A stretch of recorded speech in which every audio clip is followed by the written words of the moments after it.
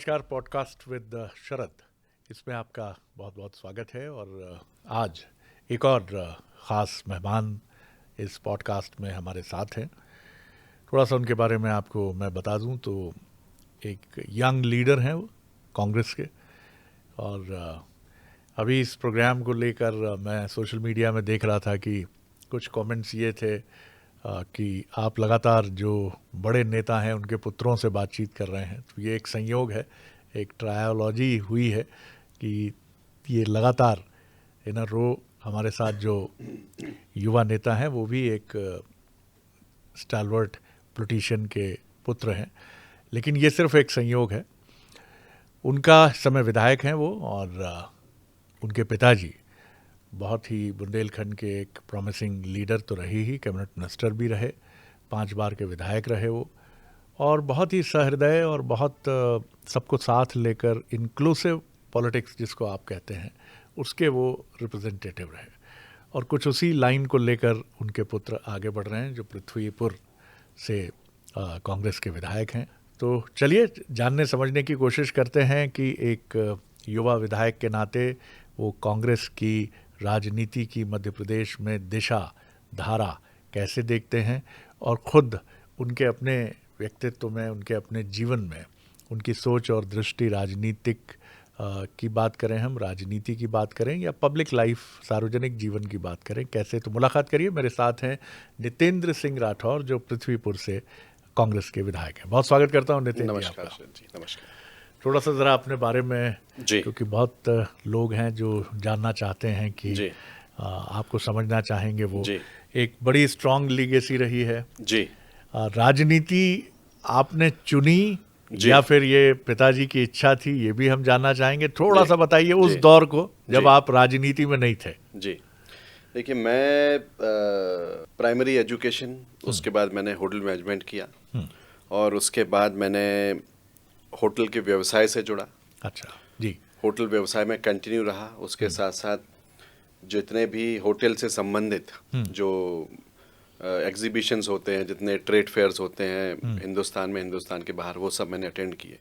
और मेरी कोशिश, पिताजी क्योंकि राजनीति में थे, मेरे ग्रैंडफादर पॉलिटिक्स में थे, स्वतंत्रता सेनानी थे, फिर उसके बाद अमर जनपद सिंह जी, अध्यक्ष जी, लगातार रहे। जी। और उसके बाद उनके निधन के बाद मेरे फादर लगातार जनपद अध्यक्ष रहे, और फिर आपने बताया अभी के 5 बार विधायक रहे, मंत्री भी रहे।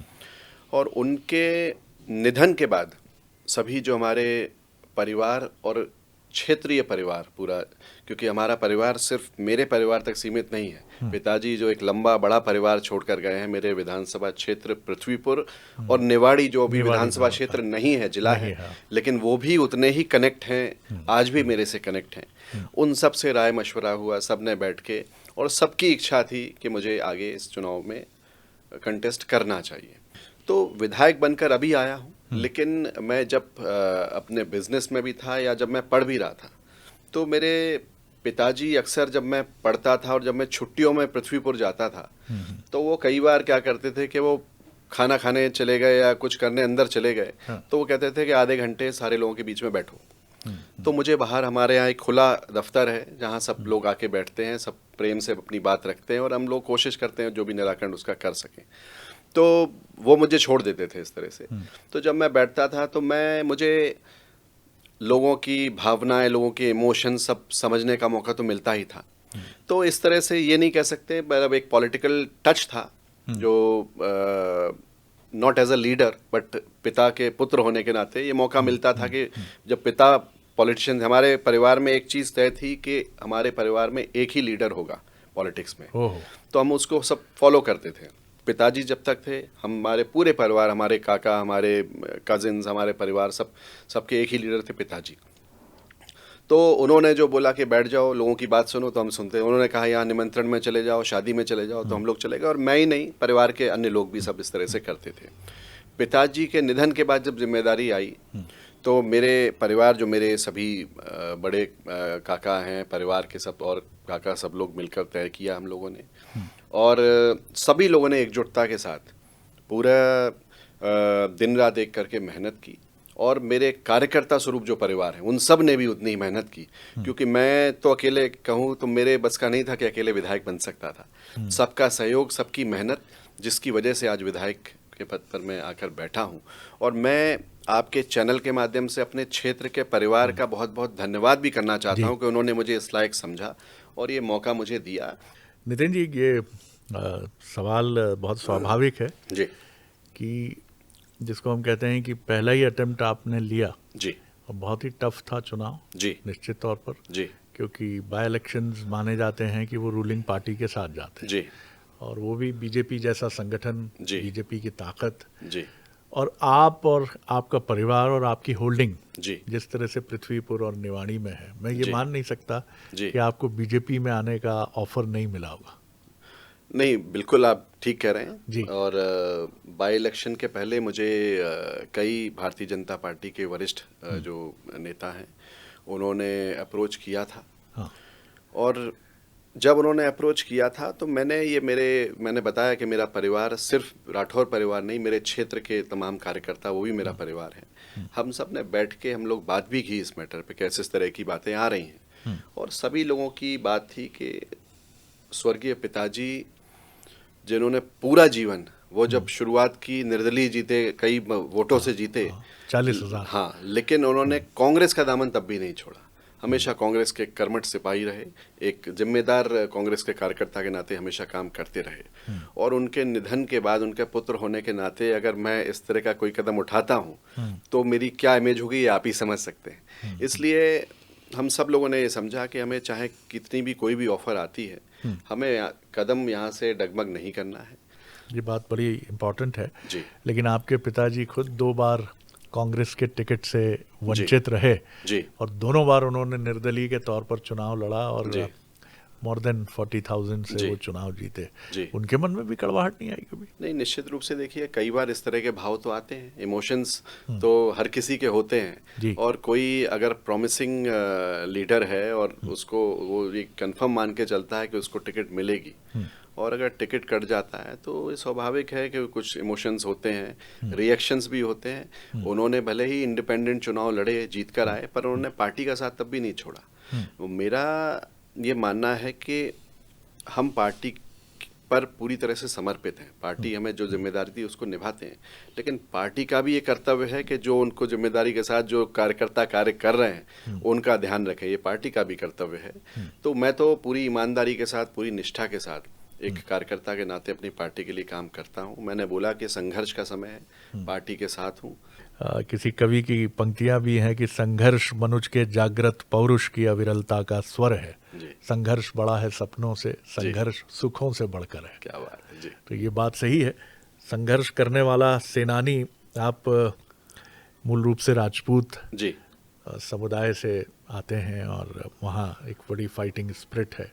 जी माना जाता है कि बाबूजी पर भी कई बार उनका एक मिलिटेंसी एटीट्यूड को लेकर प्रचारित किया गया कि बड़ा, फिर एक बड़ा हाई प्रोफाइल मामला था जी सुनील नायक जी जी वाला, जी जिसको लेकर उन्होंने, लेकिन बात सही है कि अगर आप ठीक रास्ते पे होते हैं, अगर जी। आपको लगता है कि आपने कुछ, क्या लगता है आपको, राजनीति क्या, षड्यंत्रों का, कॉन्स्पिरेसी का, जी। और कई बार आपके बिहाफ पर कुछ उत्साही कार्यकर्ता कुछ कर जाएं जी तो भी रिस्पॉन्सिबल और अकाउंटेबल तो आप ही होते हैं। हाँ, ये बात तो है जी। क्योंकि आपने जो उदाहरण दिया ये बहुत बड़ा उदाहरण है कि उस वक्त स्वर्गीय पिताजी का उस केस में कोई लेना देना नहीं था, मेरा कोई लेना देना नहीं था, हमारे परिवार के साथियों का कोई लेना देना नहीं था, लेकिन उसके बावजूद भी उस पर हम सब लोग एक लंबा समय निकाला, परेशानियां निकली और 2 वर्ष काफ़ी परेशानियां जी। रहीं। लेकिन अगर आप, मैंने बोला कि आप सत्य के साथ हैं और आप सही हैं तो ईश्वर का न्याय सबसे बड़ा होता है। और आप देखिए कि उसमें हमारे पिताजी और हम सब लोग बाइज्जत भरी हुए उसमें, तो ये ईश्वर का न्याय है। उसके साथ साथ भी राजनीति में षड्यंत्र तो चलते हैं, इसमें इसको मैं नहीं एक्सेप्ट करूंगा इस बात को। पार्टी के भीतर ज्यादा रहते हैं या बाहर? पार्टी के भीतर भी रहते हैं जी। और लेकिन वो पार्टी के बाहर भी रहते हैं, बाहर भी रहते हैं। दोनों ही पहलू हैं। हाँ। संघर्ष है और कॉन्स्पिरेसीज चलती रहती हैं। जी। लेकिन ये जीवन है, ये आप किसी भी, अगर आप कॉरपोरेट में भी हैं और आप अगर किसी और फील्ड में भी हैं तो कॉन्स्पिरेसी तो वहाँ भी चलती रहती हैं, आप देखते हैं। तो पॉलिटिक्स में ज़्यादा है, पॉलिटिक्स में मैं मानता हूँ कि इसको ये ज़्यादा है। लेकिन सारे षड्यंत्रों को, सारे संघर्षों को निकल के आप आगे बढ़ें तो उसी में असली मज़ा भी है, जीत का मज़ा भी उसी में है। तो आनंद भी ज़्यादा आता है। बिल्कुल सही कहा आपने। आपकी पर्सनैलिटी को मैं अभी भी देख रहा हूँ तो मैं सोच रहा हूँ कि जी, होटल इंडस्ट्री का जो एक इम्पैक्ट है जी, that is very much evident. जी, जी, हाँ, जी। मतलब एक बढ़िया प्रेजेंटेबल पर्सनैलिटी ईश्वर देखिए, ने हम दी लोगों है। को सिखाया जाता था हाँ। होटल की पढ़ाई करने में कि treat a guest like God, अतिथि देवो भव। तो उसमें अतिथि आपके लिए भगवान स्वरूप है और आपको उसको खुश रखना है। और आज पॉलिटिक्स में हूँ तो अतिथियों की जगह हमारा परिवार जनता है। आपको जनता को खुश रखना है, जनता आपसे संतुष्ट रहे। ये मैं मानता हूँ कि किसी भी पॉलिटिशियन के लिए ये संभव नहीं है कि 100 में 100% जनता संतुष्ट हो जाए। कई लोग नाराज हो जाते हैं, लेकिन एक परिवार में भी इस तरह की चीज़ें आती हैं कि कुछ लोग खुश होते हैं, कुछ नाराज होते हैं। लेकिन जो अपने होते हैं, नाराज होते हैं, तो वो फिर खुश हो जाते हैं। उनको ये दिखना चाहिए कि आप उनके लिए प्रयास कर रहे हैं। आज मैं कांग्रेस पार्टी से हूँ, आप समझ सकते हैं कि कांग्रेस में इतना आसान नहीं है कि जो काम मैं बोलूँ वो काम हो जाए। लेकिन हमारे कार्यकर्ता, हमारे क्षेत्र की जनता को ये दिखना चाहिए कि उनका चुना हुआ प्रतिनिधि उनके लिए खड़ा है, उनके लिए प्रयास कर रहा है, उनके लिए संघर्ष कर रहा है। ये महत्वपूर्ण है जी। जिस रास्ते में मैं चलने की कोशिश करता हूँ। और निश्चित रूप से बुंदेलखंड से मैं आता हूँ जहाँ सबसे बड़ी समस्या अनएम्प्लॉयमेंट की है। लोग बेरोजगार बहुत हैं। उस दिशा में काम करने की बहुत ज़रूरत है। मैं माननीय मुख्यमंत्री जी से भी मिला था, मैंने सदन में भी इस बात को रखी कि आज अगर हमें डेवलपमेंट करनी है तो टूरिज़्म एक बहुत बड़ा सोर्स है। मैं तो उससे जुड़ा रहा हूँ, उसको काफ़ी हद तक समझता भी हूँ। और मैंने उनको कहा कि टूरिज़्म के लिए आप जो डेस्टिनेशन जो डेवलपमेंट कर रहे हैं या जो एक ख्याति प्राप्त जिन कर चुके हैं, जैसे ओरछा फॉर एग्जांपल ले लीजिए, तो उनसे जोड़ के हम, मेरी विधानसभा में आसपास तमाम ऐसी जगह हैं जहाँ बहुत स्कोप है। हेरिटेज में बहुत स्कोप है, रिलीजियस कुछ मंदिर हैं, जगह हैं, वहाँ बहुत स्कोप है, नेचर में बहुत स्कोप है, वाइल्ड लाइफ में स्कोप है। इन सब को जोड़ के सर्किट बनाइए। सर्किट बनाएंगे तो वो जो छोटे डेस्टिनेशन ओरछा जैसे या तमाम महेश्वर ले लीजिए, मांडू ले लीजिए, इन डेस्टिनेशन की ओवरनाइट बढ़ेगी। जब गेस्ट आएंगे, नाइट बढ़ेगी तो वहाँ रेवेन्यू भी जनरेट होगा, तो रोजगार भी बढ़ेंगे। जब होटल चलेगा तो वहाँ जो काम कर्मचारी जो काम कर रहे हैं, होटल उनको तनख्वाहें भी दे पाएगा, और लोग भी बढ़ेंगे, कमरे बढ़ाएंगे तो और स्टाफ की ज़रूरत होगी। तो इस तरह से हम एम्प्लॉयमेंट क्रिएट कर सकते हैं। इस तरह से तमाम काम करने की आज ज़रूरत है। मैंने बिना सोचे समझे कांग्रेस बीजेपी की बात नहीं, मैंने इस बात को रखा कि हमारे प्रदेश के लिए, हमारे क्षेत्र के लिए जो सही है वो राय मैंने उनको रखी। मैं उस तरह का आदमी हूँ कि मैं इसमें बीजेपी कांग्रेस नहीं करता हूँ। अगर बीजेपी कोई काम करती है और जहाँ मुझे लगता है कि ये सही है तो मैं उस जगह उनका सपोर्ट करूँगा, मैं उनका विरोध नहीं करूँगा। आप टूरिज़्म को बहुत अच्छे से समझते हैं जी। और मेरे ख्याल से ये 2008 की बात है जी, जब पहला ISO टूरिज़्म का, मध्य प्रदेश राज्य पर्यटन विकास निगम का पहला ISO ढाबा डोडी में है, जो इंदौर जाते हुए रास्ते में पड़ता है। और उस समय के जो मैनेजिंग डायरेक्टर थे अश्विनी लोहानी, उनसे मेरी बात हो रही थी, तो उन्होंने कहा, शरद जी आपको मैं एक चीज़ बताऊं, आपको बहुत आश्चर्य होगा कि इस पूरे रीजन में, भोपाल से इंदौर का ये जो उस समय 4-4.25 घंटे लगते थे, अब तो और टाइम कम हो गया। उन्होंने कहा इस पूरे रास्ते में हमारा ये जो ISO ढाबा है ये इसलिए चलेगा, सबसे ज़्यादा चलेगा, बिकॉज ऑफ फूड नहीं। मैंने कहा फिर क्या सर? उन्होंने कहा साफ सुथरे टॉयलेट्स। क्योंकि महिलाओं को सबसे ज़्यादा प्रॉब्लम महिलाओं और बच्चों को होती है, जो जाना चाहते हैं टॉयलेट्स में लेकिन उनको वो चीज़ नहीं मिलती है। और मैंने देखा डोडी की सफलता में, मैं जब बुंदेलखंड आता हूँ सर, बुंदेलखंड हमारा एक पिछड़ा इलाका माना जाता है और दुर्भाग्य से बहुत सारे चैलेंजेस रहे, बहुत सीधे सच्चे लोग हैं। मेरी पढ़ाई जर्नलिज्म की सागर डॉक्टर हरि सिंह गौरव विश्वविद्यालय से हुई, तो मैं उस रीजन को बहुत अच्छे से मैंने समझा। और मुझे दुख होता है कि क्यों इतना सुंदर क्षेत्र जहाँ ओरछा है, राम राजा मंदिर है, खजुराहो है, जहाँ पर इतने सुंदर छतरपुर और उसके आसपास इतनी सारी चीजें, क्या कारण है नितिन जी? आप क्या वजह देखते हैं? क्या वो जो लीडरशिप चाहिए थी वो नहीं मिली? आज भी सारा सब कुछ मध्य प्रदेश में मालवा निमाड़ की तरफ है। जी, आज अगर आपको डेवलपमेंट करनी है, दो ही तरीके हैं, एक तो रोड्स अच्छी हो और दूसरा बीच में मिडवे पे कोई ऐसी जगह हो जहाँ आप कुछ खा पी सके और वॉशरूम साफ सुथरे, ये बहुत महत्वपूर्ण है और इस दिशा में सरकारों को सोचना चाहिए। बुंदेलखंड में बहुत कुछ है, बहुत पोटेंशियल है, पुराने रुइंस हैं, पुराने रगेट्स हैं, पुराने कितने पैलेसेस पड़े हुए हैं, कोई ध्यान नहीं दे रहा है, उसको रिस्टोर करें।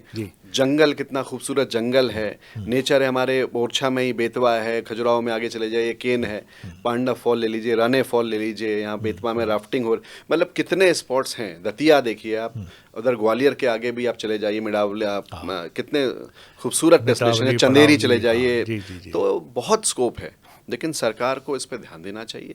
उसके अलावा हमारे यहाँ मध्य प्रदेश हमारा कई सीमाओं से लगता है, जैसे राजस्थान से भी लगता है, महाराष्ट्र से भी लगता है, तो जहाँ से भी हमें उम्मीद हो सकती है कि यहाँ से हम टूरिस्ट को जोड़ सकते हैं, इस तरह की इनको, हालांकि शिवशेखर जी बहुत ये भी काफ़ी अच्छा काम करते हैं और कोशिश करते हैं, तो उस तरह से भी हम कनेक्ट कर सकते हैं कि नई आइटनरीज बनाई जाए, सेंट्रल इंडिया के लिए बनाई जाए। बुंदेलखंड में से खजुराहो, ओरछा, शिवपुरी को जोड़ सकते हैं आप, कोटा बूंदी से कनेक्ट कर सकते हैं, चित्तौड़ से, वहाँ से बना दें, मालवा और इधर है, इसको भी आगे से आप जोड़ सकते हैं, तो पचमढ़ी को नागपुर और ये वाला ट्रैक आगे ले सकते हैं। तो इस तरह से कई तरह से आइटनरीज बना सकते हैं, सर्किट्स बना सकते हैं, जिससे हम ये जो हमारा अनएम्प्लॉयमेंट वाला जो प्रॉब्लम है, इसको हम सॉर्ट आउट कर सकते हैं। इस और सरकार को ध्यान देना चाहिए। अभी दो नए लीडर्स हैं हमारे पास मध्य प्रदेश में कांग्रेस के, और दोनों के बारे में ही कहा जा रहा है कि बहुत कंधे से कंधा मिलाकर पार्टी को आगे बढ़ाने की पूरी कोशिश कर रहे हैं। लेकिन कांग्रेस के लिए ये कहा जाता है कि वो 365 दिनों में से 340 दिनों तक तो बहुत आउटस्टैंडिंग काम करती है, लेकिन चुनाव के जो 2 महीने होते हैं उन 2 महीनों में वो पटरी छोड़ देती है। तो इस बार क्या इस गलती की तरफ भी है ध्यान कि आप पूरे 5 साल बड़ी मेहनत करते हैं, पूरी ताकत लगाते हैं, लेकिन आखिरी में लास्ट लेग ऑफ दी जो चैलेंज होता है वहाँ आप पिछड़ जाते हैं? नहीं, मैं इस बात को एक्सेप्ट करता हूँ, क्योंकि पिछला इलेक्शन भी काफ़ी हद तक कांग्रेस के ही पाले में था, और कैसे लास्ट में लूज कर गए, अब लोग कहते हैं लाडली बहना की वजह से कर गए, या जो भी वोटर्स सूची के कारण, पर कहीं ना कहीं अगर हम हारे हैं तो कुछ कमियां भी रही होंगी। मेरा मानना है ये जो आपने पॉइंट उठाया है ये बहुत महत्वपूर्ण है, और कहीं ना कहीं मुझे भी ऐसा लगता है कि हम बहुत अच्छे तरीके से मेहनत भी करते हैं, सब कुछ करते हैं, लास्ट में कोई ना कोई ऐसी कमी हो जाती है जिस वजह से हम लूज कर जाते हैं, और जो जीता वो सिकंदर कहलाता है।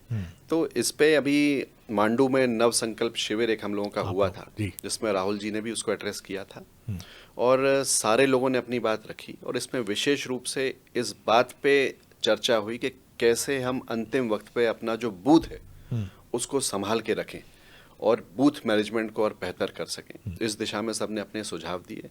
वो सुझाव अध्यक्ष जी के पास पहुंचे, और अध्यक्ष जी का कहना है कि वो सुझाव ऊपर जाएंगे, और शायद ऊपर गए भी हैं। तो अध्यक्ष जी और प्रभारी जी के माध्यम से ऊपर गए हैं, वहाँ से क्या फाइनल होकर आता है, क्या होता है। पर राहुल जी ने ये बात स्पष्ट रूप से वहाँ कही थी कि मुझे अब वो नेता नहीं चाहिए जो एसी में बैठे रहें और काम करें, मुझे वो चाहिए जो कुछ करें, आंदोलन करें, शोर शराबा करें, जनता के साथ ग्राउंड पर बैठें, वो रिपोर्ट आनी चाहिए, उसी को आगे महत्व मिलेगा। ये बात राहुल जी ने क्लियरली उसमें कहा था, और मुझे ऐसा लगता है कि आने वाले समय के लिए वो काफ़ी कंसर्न भी हैं। एक मैच्योर्ड पॉलिटिशियन की तरह भारत जोड़ो यात्रा के बाद उनकी छवि उभर कर आई है, और वो इस वक्त इन चीज़ों पर ध्यान दे भी रहे हैं। अगर हमारा राष्ट्रीय नेता, जो हमारा सबसे बड़ा नेता है, और अगर वो प्रदेश कांग्रेस कमेटी में आके विधायक दल की बैठक में भी आता है, सबको अपनी बात रखता है, और नवसंकल्प शिविर में भी वो एक अपना ऑनलाइन सही बट उन्होंने एक पूरा वीडियो उसमें बनाया और अब लाइव उन्होंने बातचीत की, तो कहीं ना कहीं ये उपस्थिति हम सबको भी कॉन्फिडेंस देती है। और निश्चित रूप से अगर विधायकों में कॉन्फिडेंस आता है तो जो विधायक के कार्यकर्ता हैं उनमें भी कॉन्फिडेंस आता है।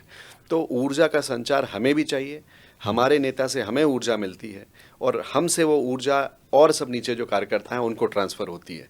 तो ये एक अच्छा शुरुआत कांग्रेस पार्टी ने की है।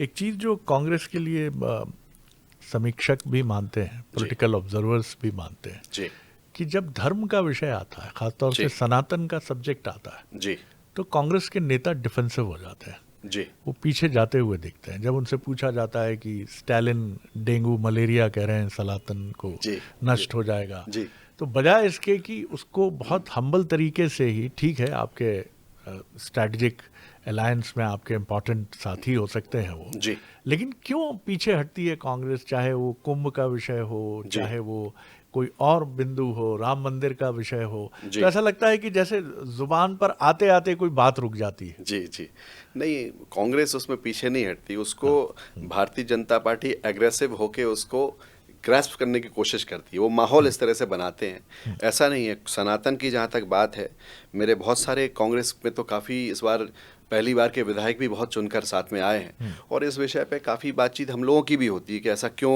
लगता है या ऐसा क्यों होता है। तो सभी का कहना है कि हम सब तो बचपन से हम भगवान को मान रहे हैं, बचपन से हमारे यहाँ पूजा हो रही है, हम सब फॉलो करते हैं, सारी चीज़ें करते हैं। और मैं अपने परिवार की बात करूँ, मेरी माँ तो मैं मानता हूँ कि दिन में अगर 12 घंटे का समय है तो 12 में 7 घंटे तो उनके हाथ में माला ही होती है, वो मंदिर में ही बैठी रहती हैं, वो पूजा करती हैं इतनी। तो हम लोग तो शुरू से इस नियम को मानते हैं, हम सब लोग पूजा करते हैं। मेरी वाइफ भी पूजा पे विश्वास रखती हैं, पूजा करती हैं। मेरे परिवार के अन्य हमारे जो चाचा चाचियाँ सब लोग हैं वो सब भी पूजा में विश्वास करते हैं। हम सब लोग मंदिर में दर्शन करते हैं, हमारे घर में भी मंदिर है, तो इस सब को फॉलो करते हैं। लेकिन हम क्यों इस बात को दिखाएं कि हम तो बहुत सनातनी है, हम तो ये करते हैं, हमारा विश्वास भगवान में है, हम इस पर विश्वास रखते हैं, पर हमें दिखाने की जरूरत क्यों है? आज भारतीय जनता पार्टी को मैं देखता हूँ तो वो दिखाने की कोशिश करते हैं कि हम तो देखो हमारे भगवान श्री राम, तो अब भाई भगवान श्री राम आपके, तो हमारे भी भगवान श्री राम इस बात को मानते हैं। जिस तरह से अभी हम देख रहे हैं कि कुछ आपकी पार्टी के लीडर, सेंट्रल की मैं बात करूं, शशि थरूर जी की बात करूं, मनीष तिवारी जी की मैं बात करूं, तो कुछ इनके जो ओपिनियंस हैं, इनकी जो बातें हैं वो बहुत अलग दिशा की तरफ जाती हुई दिखती हैं। और उनका ये क्लेम है कि वो तो कोई ऐसी बात नहीं कह रहे हैं जो पार्टी लाइन के खिलाफ है। अगर देश का प्रधानमंत्री अच्छा काम कर रहा है तो वो कह रहे हैं कि अच्छा काम किया, ऑपरेशन सिंदूर अच्छा था। इस पर भी पार्टी के भीतर क्या द्वंद्व सा, कई बार ऐसा लगता है कि कोई द्वंद्व है पार्टी के भीतर। जी नहीं, ऑपरेशन सिंदूर देखिए, जितना जब इसकी शुरुआत हुई, ये जब पाकिस्तान के ऊपर अटैक हुआ, आपने भी देखा होगा कि हमारे नेता, पूरा विपक्ष, राहुल गांधी जी से लेकर सबने पूरा सहयोग किया और सबने ये बयान भी दिए, स्टेटमेंट भी दिए कि हम देश के साथ हैं, प्रधानमंत्री के साथ हैं, पाकिस्तान के 2 टुकड़े कर देने चाहिए। लेकिन उसके बाद जो पाकिस्तान में अचानक से और सब शांत हो गया, तो इस पे आवाज़ उठाई गई कि जब आप पाकिस्तान पे अटैक कर रहे थे और अपना आप ही हर बात कहते हैं कि पाकिस्तान के 2 टुकड़े कर देंगे, तो पूरा विपक्ष साथ में था। फिर अचानक से आपने यू टर्न क्यों ले लिया, इस बात को क्लियर करना चाहिए था कि अचानक से क्यों यू टर्न हुआ। एक तरफ आप कहते हैं कि डोनाल्ड ट्रंप हमारे बहुत अच्छे मित्र हैं, पर आज जो चीज़ें तमाम डोनाल्ड ट्रंप कर रहे हैं तो ये तो नहीं लगता कि अच्छी मित्रता है। तो कहीं ना कहीं मेरा मानना है कि अगर कोई बात देश के प्रधानमंत्री कह रहे हैं तो उस बात पे फिर इस तरह से कभी अलग चीज़ें क्यों हो जाती हैं, ये भी समझने का विषय है, इसको विपक्ष जानना चाहता है। लेकिन जहाँ तक पाकिस्तान की बात है, उस पे तो राहुल गांधी जी ने यही कहा था कि आप पाकिस्तान के 2 टुकड़े करिए, हम साथ में, पाकिस्तान ऑपरेशन सिंदूर में हम सब साथ हैं। बट फिर वो चीज़ें नहीं हुई और कुछ अचानक से वो यू टर्न जब हुआ, तब उन्होंने इस बात को कहा कि ये जो हम चाह रहे थे वो नहीं हुआ, इसमें तो हमें ये करना चाहिए था। इस बात को ज़रूर उन्होंने बदले हुए स्टेटमेंट थे। आखिरी सवाल आपसे कर रहा हूँ, अगर आप ये दावा जो करेंगे ही, वो करना ही चाहिए आपको कि अगला इलेक्शंस आपके लिए बहुत अच्छा होगा, कांग्रेस के लिए बहुत अच्छा होगा जी, और आप ये भी दावा करेंगे कि हम बहुत अच्छी स्थिति में होंगे और सरकार बनाने का भी आप दावा करेंगे, तो क्या आधार आप देखते हैं? अगर मैं आपसे भी पूछूं, जब 1 साल 6 महीने से ज़्यादा हो गया कि कांग्रेस ऐसा क्या कर रही है, 29 की 29 लोकसभा सीटें आप गंवा चुके हैं। हाँ, आपका जो बीजेपी है 160 प्लस का बहुमत उसके पास है। और अभी भी ऐसा कोई बहुत सी चेंज नहीं दिख रहा है। आप पूरी कोशिश कर रही है कांग्रेस, पुरजोर लड़ रही है सड़क से लेके सदन तक, लेकिन फिर भी अभी कोई ऐसा ट्विस्ट नहीं देखने को मिला। जी देखिए, आज के दौर में जो कांग्रेस कर रही है, जो हमारे प्रदेश अध्यक्ष लगातार जनता के बीच में दौरे कर रहे हैं। अभी अशोकनगर में आपने देखा एक बड़ा कार्यक्रम हुआ था। उसके अलावा भी आप देखेंगे कि वो घर नहीं बैठते, उनके प्रोग्राम्स लगातार चलते रहते हैं जनता के बीच में। और उसमें हमारे प्रभारी हरीश चौधरी जी, वो भी निरंतर मध्य प्रदेश के दौरे करते हैं और साथ में अध्यक्ष जी के जाते भी हैं दौरे पर। तो उनके दौरे लगातार हो रहे हैं, वो लोगों के बीच में जा रहे हैं। नया संगठन में नया बदलाव होने जा रहा है, बहुत ही जल्दी हो जाएगा। तो मुझे लगता है कि जब नए लोग जिलाध्यक्ष और नया संगठन होगा, एक नई ऊर्जा के साथ काम करने का मज़ा होगा। और आज जो समय है, आज जनता के बीच में जाने का समय है, जनता की जो आवाज़ है उसको उठाने का समय है और जनता के दर्द में उनके साथ समय बिताने का समय है।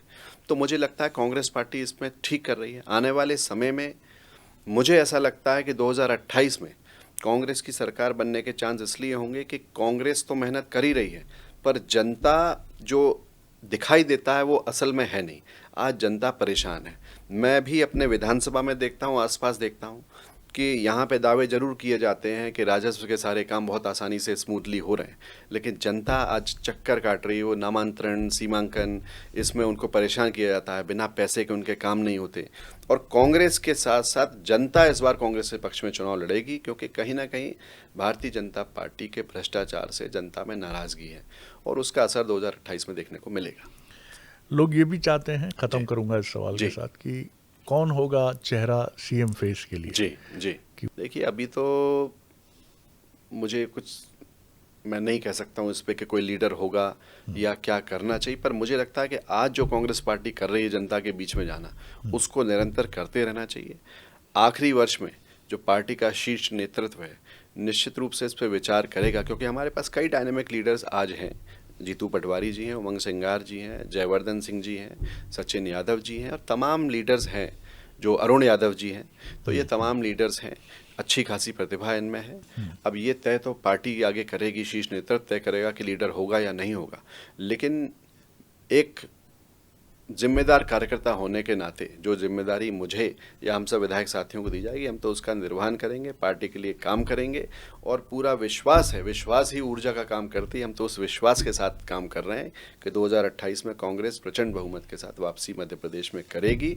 और उसके बाद आप अगर मुझे बुलाओगे नहीं तो हम खुद ही आपके पास आ जाएंगे मिठाई खिलाने और आपके साथ बैठेंगे। चलिए जी, शुभकामनाएं आपको भी हैं और शुभकामनाएं बीजेपी को भी हैं। धन्यवाद जी। कि आप दोनों अपना दायित्व तो बहुत ताकत से निभाएं जी, और एक ऐसी टक्कर मध्य प्रदेश में पॉजिटिव रखें जी, कि जिसका पूरा बेनिफिट मध्य प्रदेश की जनता को मिले। बिल्कुल, बहुत जी, शुभकामनाएं जी, आपको जी, व्यक्तिगत बहुत तौर बहुत पर धन्यवाद, आपकी जी। राजनीतिक यात्रा के लिए।